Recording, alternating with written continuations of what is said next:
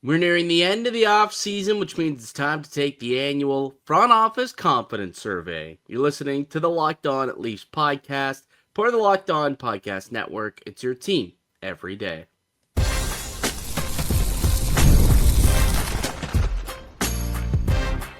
You're Locked On Maple Leafs, your daily podcast on the Toronto Maple Leafs. Part of the Locked On Podcast Network, your team every day.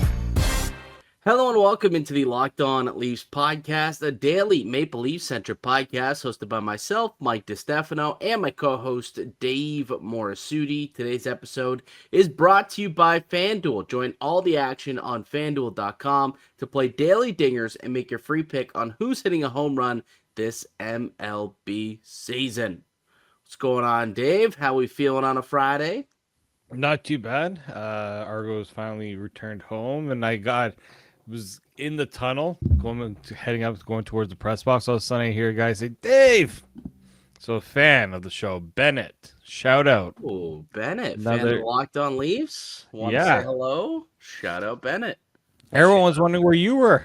You missed out on the party. Dude, I know. Trust me, man. Like the $40 all-you-can-eat tickets, I was very intrigued by that. And I almost got tickets. Me and my father-in-law were considering going, and ended up having to work and did gameplay that day. So I wasn't able to get down there, unfortunately. But I'll get to a game. I'll definitely get to a game, hopefully before the Leaf season starts.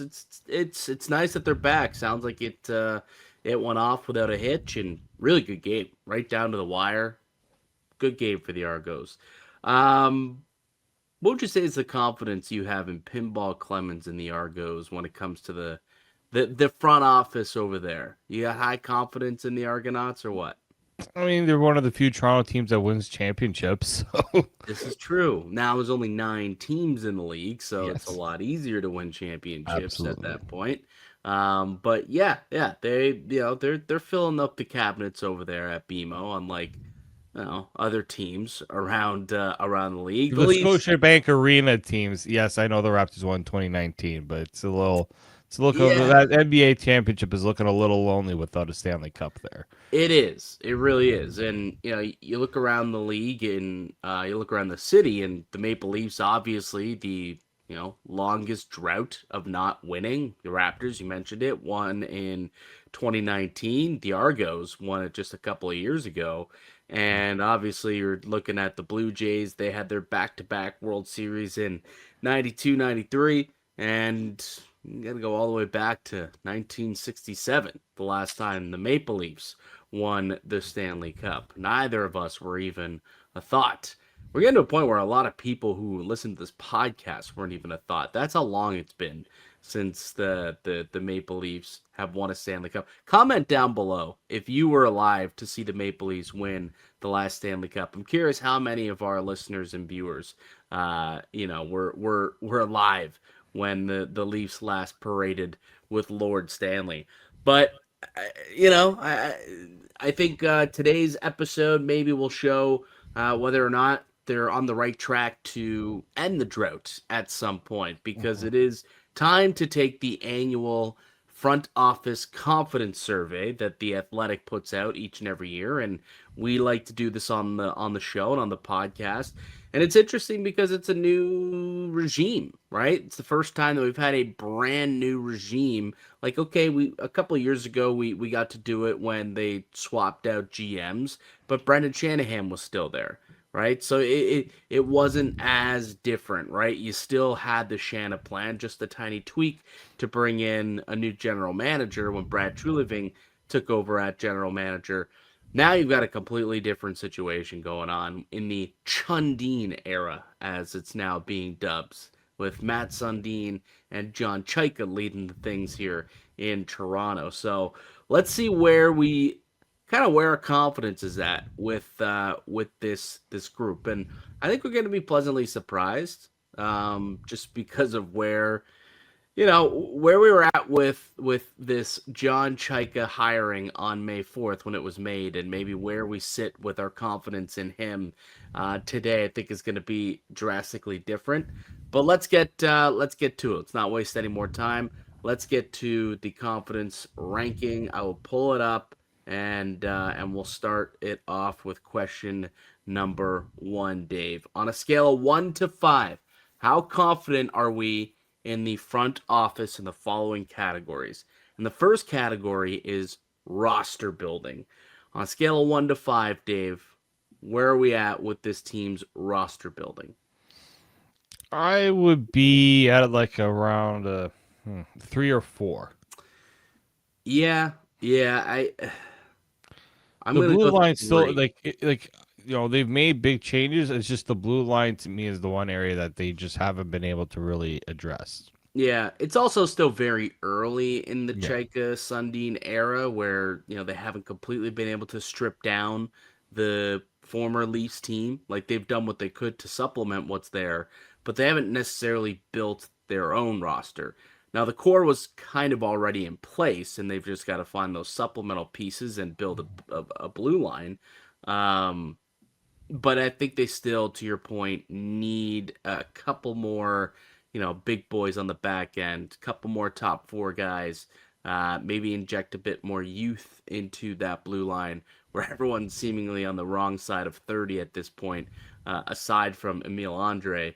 So I think a 3 is appropriate. I think there's still, still some building up to do with this roster. Yeah, absolutely.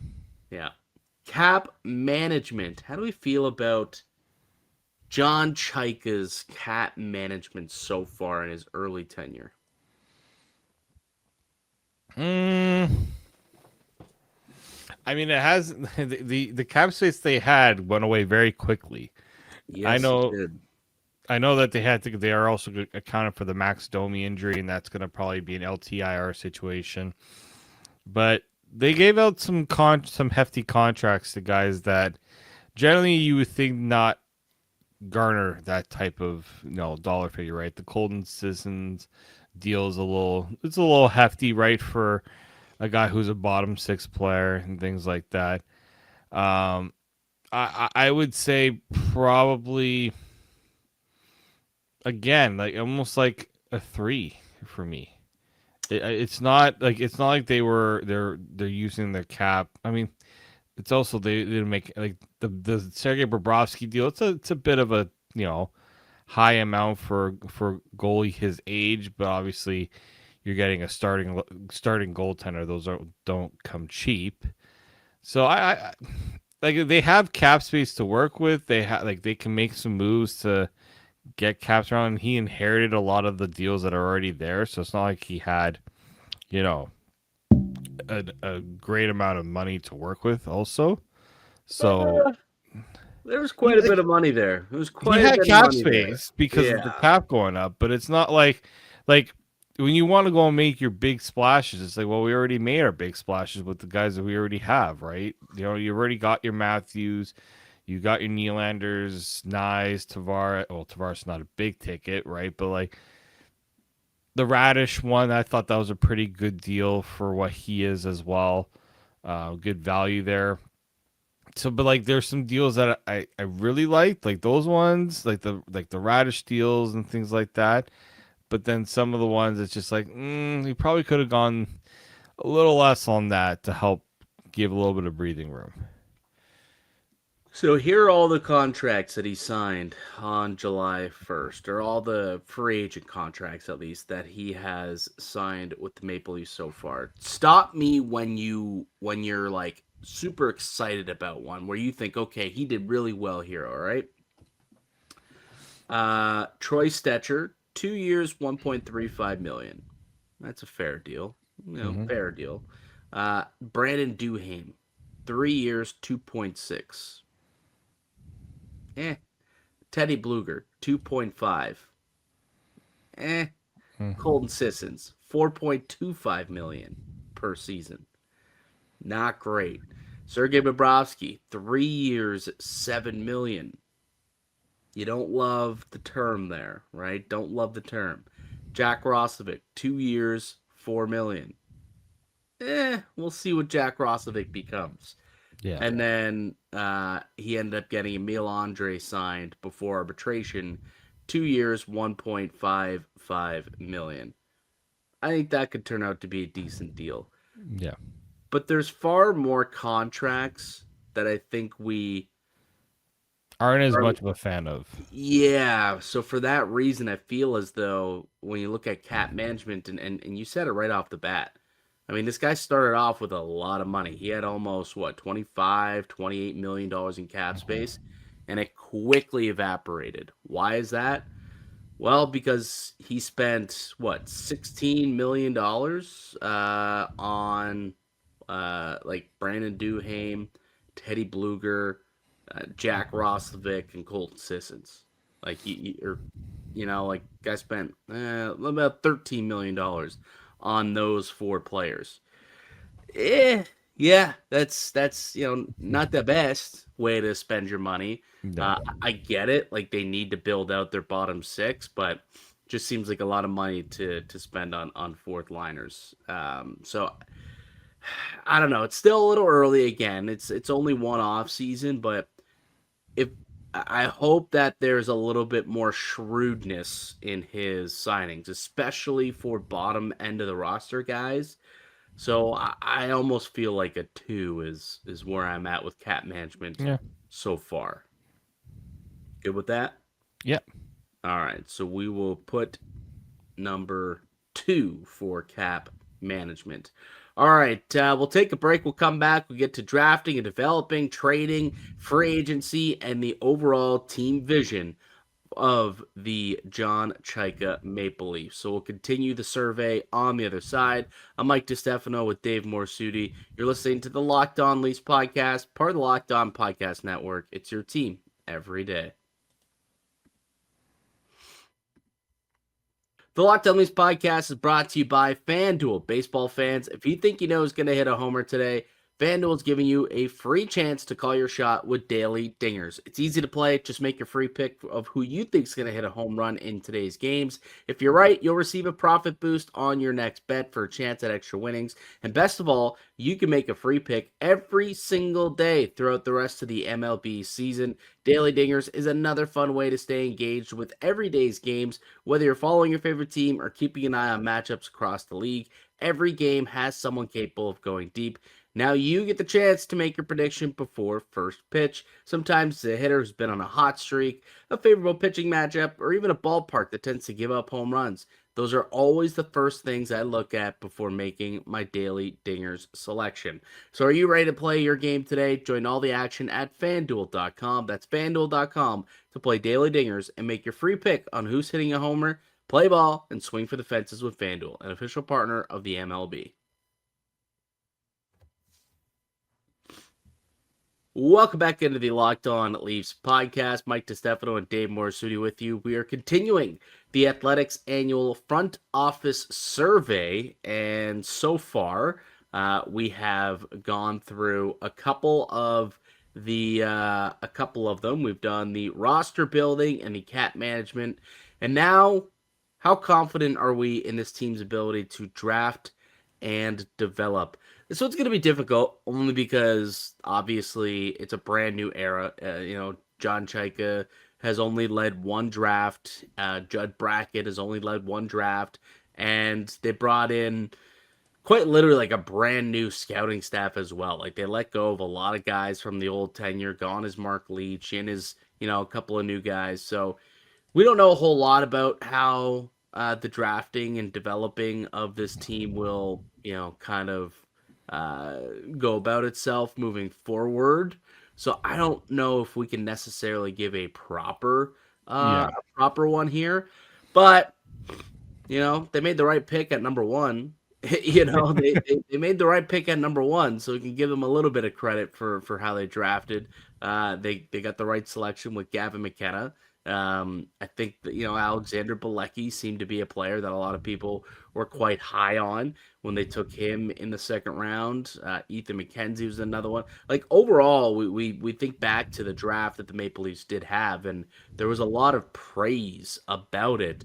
Now it's a matter of developing. Can they develop this talent moving forward, right? They've moved on from Haley Wickenheiser, who's no longer part of the development staff. So whoever's in charge now, can they get the best out of these prospects that are coming in, and the ones that are holdovers from the previous regime, guys like Tinnis Luke Koblar and guys like Tyler Hopkins, can they develop into NHL talents? The Maple Leafs, they're hoping so. We kind of need to see it though to believe it. So the development is a little tough, I guess, to have any amount of confidence in.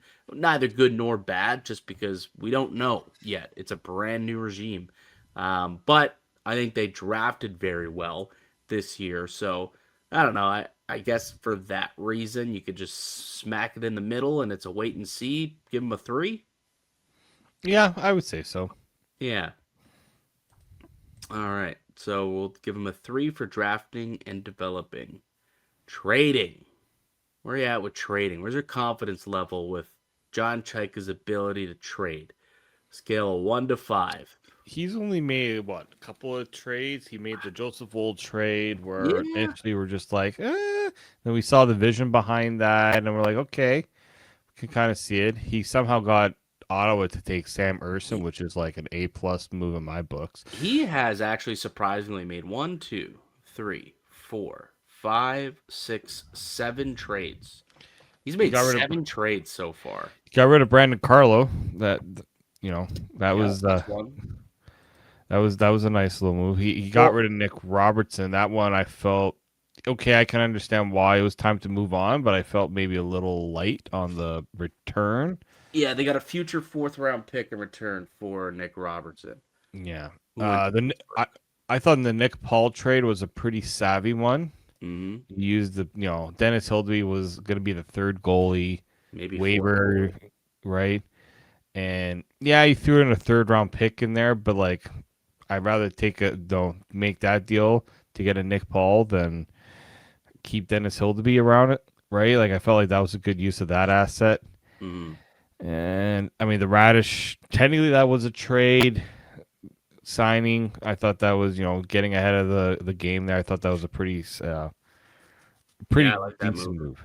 Yeah, I like that move for sure. I'm like higher on his trading ability because it feels like he's just he found ways to go out and, solve these holes and didn't part with, high level assets to get it done. I mean, these weren't they weren't groundbreaking moves. Like, I think he was trying to maybe make a bigger one with, potentially the Zakharensky or, at the draft, trying to see if he could get another pick. Mm-hmm. I like the fact that he's got the desire to shake things up with a trade and do it in a way that's going to actually really benefit. Like, comparison to Brad Treliving, I'm a lot more confident in John Chayka's ability to trade. Yeah, Brad Treliving got his pocket picked quite a lot. So in comparison, yeah, I think so far so good when it comes to his ability to trade, which is interesting because coming in, the overall sentiment of John Chayka was con artist, doesn't have good relationships around the league. A lot of GMs not a fan of him. Is that going to interfere with his ability to make trades with other organizations around the NHL? And so far, it hasn't really been a problem. He's made a deal with Pittsburgh, with Tampa, with Vancouver, with Ottawa, with Philly, technically 2 with Tampa, so that's 2 interdivisional titles, and then St. Louis. So he's made a trade with 6 different teams, 6 different general managers. So, I don't think that's as much as a problem as maybe we initially thought it was. And yeah, I could say that he's won probably more of these trades than he's lost. Even the Nick Robertson one, yeah, maybe he traded away a 15-ish goal guy, but it just, the relationship with Robertson and the team had deteriorated. He had 1 more year left of arbitration. I don't think he was really a fit for what this team was looking to do moving forward. They got something for him at the very least, and that's kind of where we're at with that one. So yeah, I believe that so far he's shown the ability to make a splash, make a trade. He's very active in trade talks, and he got a lot done in very little time. Um, a 4? Do we give him a 4 for trading? Yeah, I would give him a 4. I think Oh, it's a safe bet for that. yeah, I think so too. Okay. Free agency. Do you want to take a break and come back and get into the Sure. free agent portion and the vision of the Chundeen era? That's next here on the Locked On Leafs podcast, part of the Locked On Podcast Network. It's your team every day.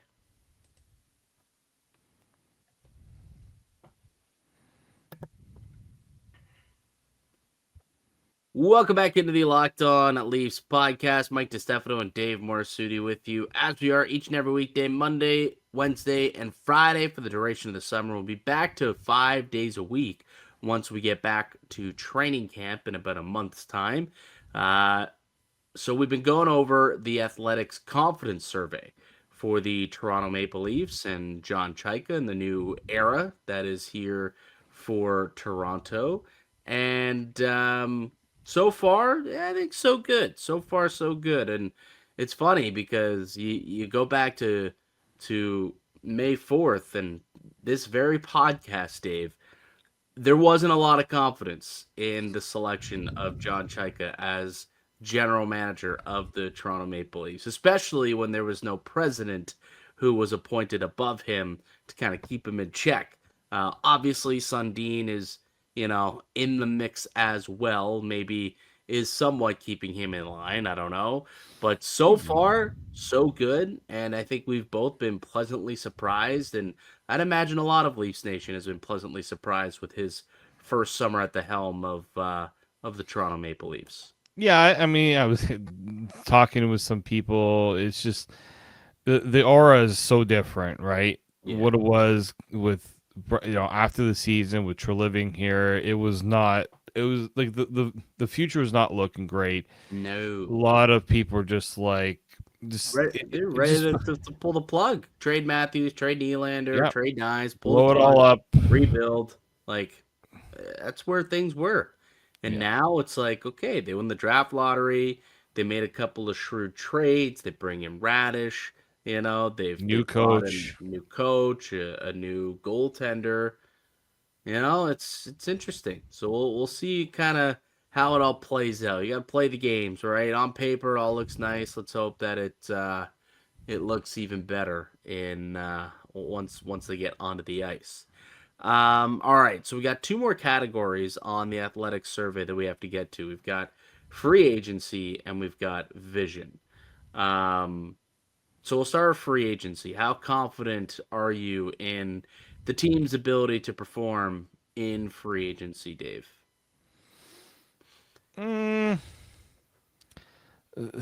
I'm like the Bobrovsky move was a nice addition. I guess technically Radish was a free agency move. Like those were like some, again, pieces that they definitely needed to get. But the depth ones are still ones I'm still kind of not. I'm not sure I would have used the money that he used on some of those guys. Like you and I talked about like going and get a guy like Boone Jenner, who can be a solid center for this team, and they decided that we're going to go after Colton Sissons, who got not much more than Boone Jenner, and Boone Jenner. Now I'm sure that's Washington. Maybe he did them a bit of a favor. Could be. I just felt like there were some other options out there that were better than the ones that they got for what they paid for. So like I'm not as high on the free agency, but that's also because they didn't really want to. I don't think they wanted to go out and get that much because Bobrovsky and Radish were kind of the two that made the most sense for them to go get, and the rest are just like, hey, we just got to find guys that are going to fill the rest of the roster. Yeah, and that's what they did. In the pre-agency process, I guess, where they end up getting the best defenseman who was available on the board in Darren Radish, and then they end up with the best goalie on the board in Sergei Bobrovsky. So you'd think, okay, well, that's pretty good. In his first summer as GM, he ends up with the number 1 goalie and the number 1 defenseman in free agency. It's got to be a home run summer for a guy like Chayka. And then you look at some of the depth moves, and he overspent a little bit. Didn't go crazy on term though, and I think that's where I think I'm a little more lenient in the dollar amount, the AAV, because he only did 2-year terms max with the guys like Sissons and Blugers and Brandon Duhaimes of the world. So it's not like he signed them to big fat, Pierre Engvall level contracts where he's given 7-year term to players who, are going to play in your fourth line. So for that reason, like I think he understands, like, hey, we need these players, but we can't be giving them long-term contracts because we don't know if it's gonna fit that well. So I think I'm okay with how he went about free agency because again he got the best goalie, he got the best defenseman, and then he made sure he didn't blow his brains out and negotiate too long into term. I think maybe even he had to give up a little bit more AAV to keep the term down in a way. You could argue with guys like Sissons and Duhaime. So for that reason, I think that there was at least a thought process and a reason for it. So I actually think he performed decent in free agency. I wouldn't say that I'm very confident because again, there's better ways to spend the money, but I'm more of like a 3-4. I think I'm a 3-4 in this category. So I'll let you have final say, 3 or a 4 when it comes to John Chayka and your confidence in his ability to perform in free agency. Yeah, like I'm in around that range. Like you can live with the short-term deals he made because they're not going to hurt your cap over the long run. Yeah. So yeah, I'm in like a 3. I'll give him a 3. Okay, we'll give him a 3. We'll give him a 3 for free agency. Vision, the Chundine Vision, 1 to 5 on a scale of 1 to 5. 1 being not at all confident in the vision, 5 being very confident in the vision. Where are you at? I'm a lot higher on the vision. Like everything that they've done front office wise, redid the whole thing. Like what I mean redid, they didn't recycle. And if you're gonna go with a new era, you have to bring in new people. Like there's new player to personnel people, new scouting director, new the only holdover is really Ryan Hardy, who I think did a pretty bang up job with the Marlies, given that they won a title. Yeah. We didn't give them any love when we were talking about championships in Toronto, eh? They literally just won a championship. Yeah, they did. That's true. But that's the Rico, no Scotiabank there. Correct. Coca-Cola, Dave. Coca-Cola, sorry. Coca-Cola. Hey, they pay a lot of money for naming rights. Got to get it right. It's true. Like to me, like that's why I'm more confident. And like, look at the people they brought in, right? Judd Brackett from Minnesota. Minnesota has done a pretty bang up job. Yeah, and they brought in Judd Brackett's number 2, right? Last week they made that hiring. They're poaching from other teams. Which how often do the Leafs get poached? And now that's what they're doing now. Which I respect that. You're gonna go out and you're gonna find your guys. And again, I like the fact the Jim Hiller move. I know a lot of people like, really, that's the best they could do. Probably was the best they can do, really. Like, what other coach? We were like thinking about what coach could they go out and get that's gonna do really work for this group, right? Yeah, I mean, it's still Bruce Cassidy is a name that I think a lot of people still would have liked to see behind the bench. Sure, they would have got a little bit more proactive. Could they have been players for Pete DeBoer before he ended up with the Islanders? Like I think that there's a couple other coaches that maybe some fans would prefer to see. Unfortunately for John Chayka, Pete DeBoer was not an option for him. No, he wasn't. You're right. He ended up signing. I think like right at the end of the season, signed with a couple games. I think it was like the last 10 games of the year. Yeah, something like that. Yeah. But they've completely reshaped this thing. And what I do like about it is like there does seem to be a clear vision. So whether or not you agree with the vision, I think is one thing. Like if you are not an analytically driven person, I don't think you're going to agree with the vision because we know that that is going to be part of the package here with the Maple Leafs. Like they're going to be diving into the numbers, and the numbers are going to speak volumes. They want to get guys who have good analytics, good Corsi, and good shot share metrics, and guys who can move the puck, who can generate offense, and guys who can shut down offense as well on the defensive side of the puck. So that all sounds good to me in practice and in theory. So, I understand the vision. I think what they've done so far through free agency and in Chayka's first summer, it seems like everything is aligned with this vision by bringing in Jim Hiller, who seemingly, can coach this way. It's kind of the way that he did. The LA Kings had very good analytics when he was the coach there. With them, you bring in you look at the players that they brought in, very good analytically. They, puck movers on the offensive side, defensively, they're suppressors on the defensive side of things. So I think that they understand what they want to do, right? There's alignment here. There wasn't last year. There's some alignment within this group right now, and they're all kind of moving and shaking the right direction, which I appreciate. Whether or not it all works is, a different conversation. But I see the vision. I get the vision. I think so far they have definitely all their moves line up with said vision. So I'm pretty high on it. I'm giving them a 4. I think it's worthy of a 4. No, I would agree. I know it might sound boring that you and I agree, but just like it's hard not to feel like there's a rejuvenation with this team to have a totally different look from what was here prior. Yeah, 100%. So there it is. That there's one more. It's just how's your confidence in this team's front office changed in the last year? More confident.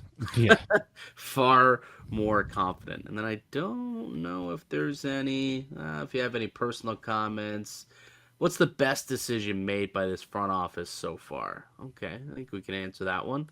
The best decision made by this front office so far. Not blowing it up?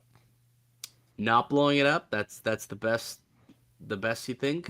Doing a bit of a retool, I guess. Yeah, and I guess how they've gone about it. You know what, honestly, like I'm a big fan of a lot of the off-ice signings they've made. Yeah. Build out this front office. Like, again, bringing a guy like Judd Brackett, I think was huge.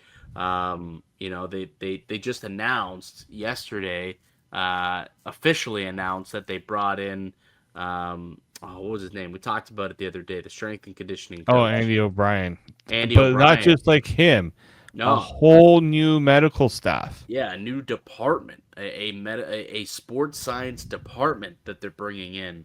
So that's a sounds like a terrific move for them. So you like the sounds of that. They brought in a bunch of new scouts, and they've brought in new guys in the operations staff. So I'm really a big fan of what they've done so far. And we'll see how it all kind of plays out. But so far, I've been a big fan of what they've done off the ice to, kind of shape and build this organization.